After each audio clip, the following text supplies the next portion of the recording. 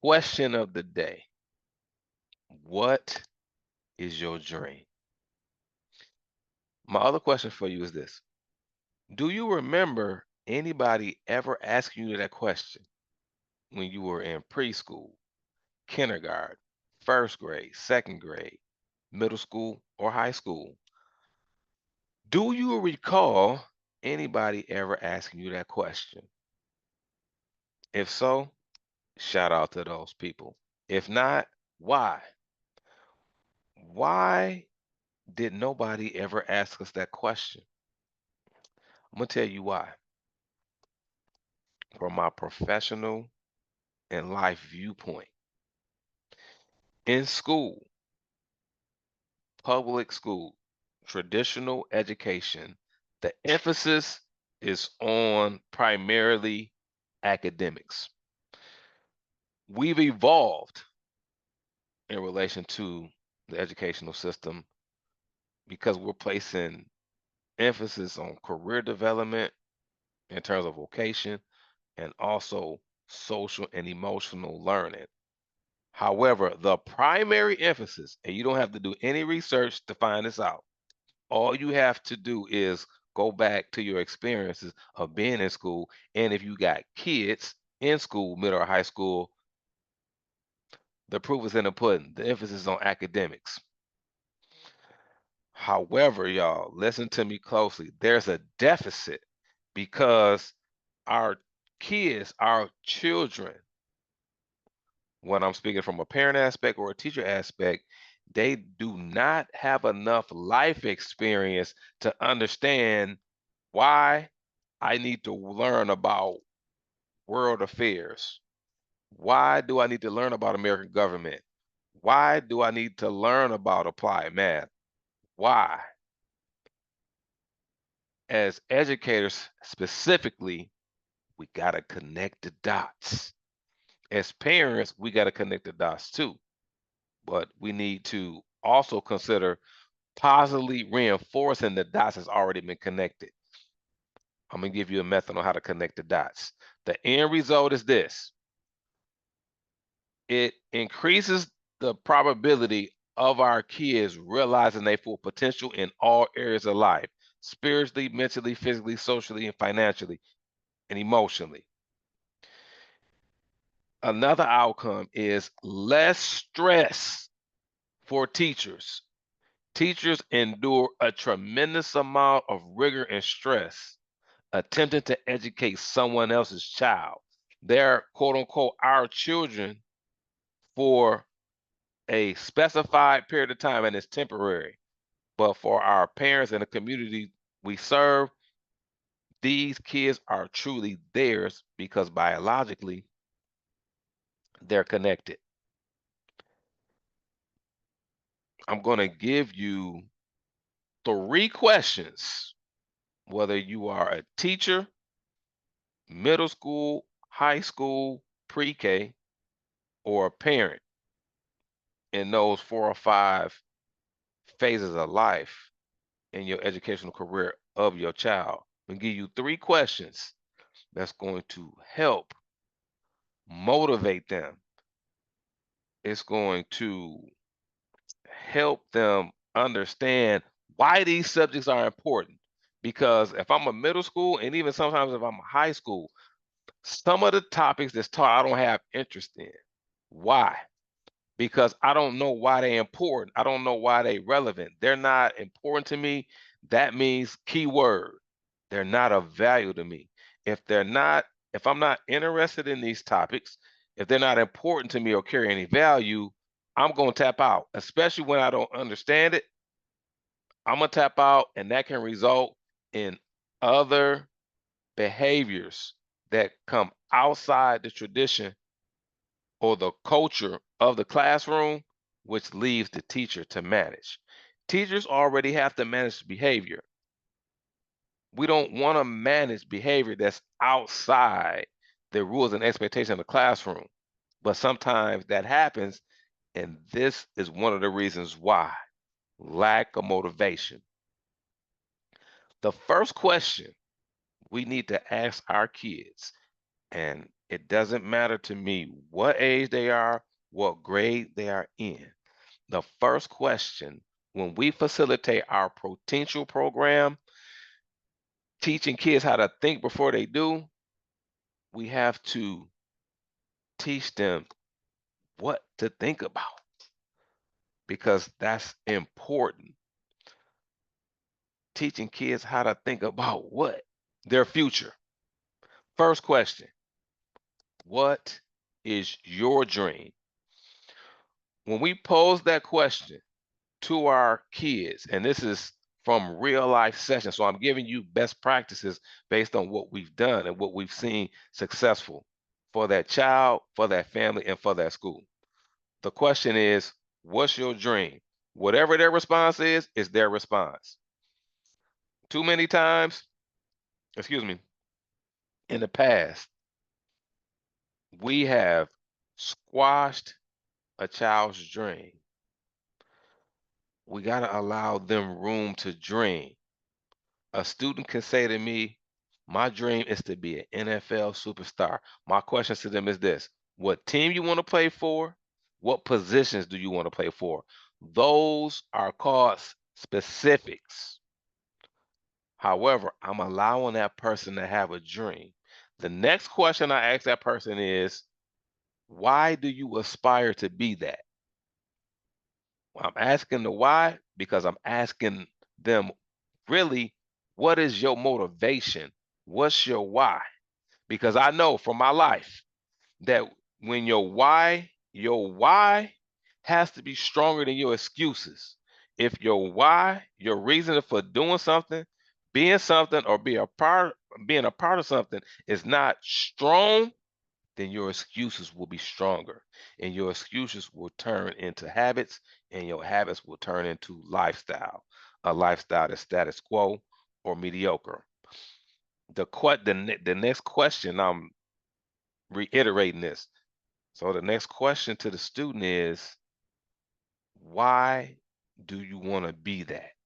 And whatever answer they provide, that's okay. We allow them room to provide that answer because we're creating a safe space. I want to know how you really think, how you really feel. I don't want you to put the mask on that you put on sometimes when you're in these academic sessions. I want to really know you, what you think, and how you feel. The third question is, what are you doing on a daily basis to cause or make this dream become a reality? Let's recap. The first question is, what's your dream? The second question is, why do you aspire to be that, or why do you aspire to do that? The third question is, what are you doing on a daily basis to make that dream become or manifest into a reality? These three questions are critical and will expedite the process of development, whether it be personal, social, emotional, or academic development. Now, the question is why? I'm going to go into the methods behind the madness itself. We allow the students to dream because if that person says they want to be an NFL superstar and they choosing that position in that team, we're already teaching them about specifics, because if you have a goal or a dream, there has to be specifics to measure your progress towards that dream. But I'm giving you the NFL stuff because I know that if that dream doesn't manifest into reality, I understand there are certain transferable skills that you have to experience a degree of mastery in order for that dream to become a reality. But let's just say if it doesn't happen, you still need discipline. You still need organization. You still need commitment. These are all attributes, character attributes that is necessary for a person to master even outside of the NFL. We don't step on the dream. We don't squash a dream. But one of the questions that we can ask if we go in a little bit deeper is, what does it take for you to become an NFL superstar? Oh, I got to practice. Bam. I got to be dedicated. Bam. I got to be consistent. Bam. I need to be on time. Bam. These are all soft skills that transition over into adulthood. The other question, the other two questions to give elaboration on those other two is your why. If the student is saying, I would like to do this because I want to become an NFL superstar because I want to make a lot of money, check. Eventually, we know we have to address the value system because any professional athlete that has been stamped with a label of GOAT knows and understands via their experience that it's going to take more than being money motivated to excel in your profession. In your profession. So what I'm showing you is that there are many other components that we see when these questions are asked. Then that last question, the last question is, what do you have to do practically in order for your dream to become a reality? They name those things off, and all these little transferable skills, soft skills, can help us help them get them closer to that dream or help them build the skills where they can either realize that dream or something else that they can do productive in their life. They have the skill set.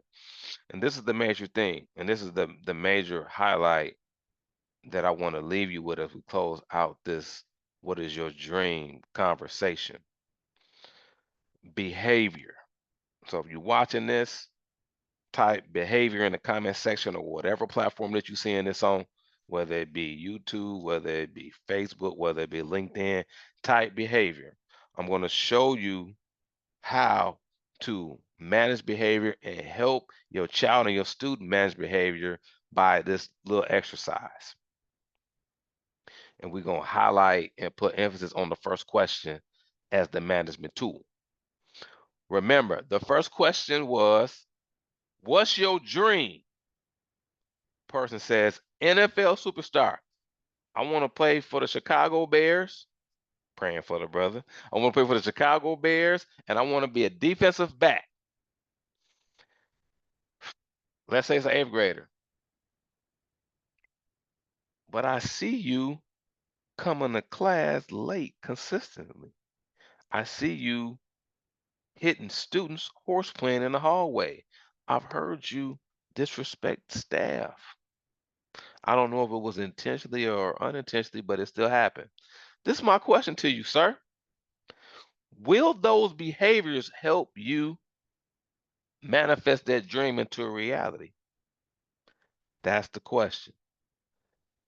And the answer would be no. What occurs with us in the educational system is that we impose academics consistently for various reasons. But the connection is lost when the student doesn't understand how the academics can help them achieve the dream, the vision, or the goal that they find interest in. I repeat, we have the tendency to impose the academics on the students. But when the student doesn't understand the relevancy or the connection or the reason why I need to learn this is because it's not associated with something that I want to do and something that I'm interested in, my goal, dream, or vision. But with those series of questions and that exercise, we can help them think about before they do. We can help them think before they do. What we have to help them realize is whatever you want to do, there's going to be things that you have to do. You can't do what you want to do until you take care of the business that you have to do or that you don't want to do.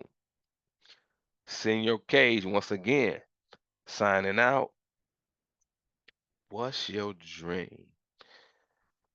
I always want you to think about this. Be great at what you do, but be greater at who you are.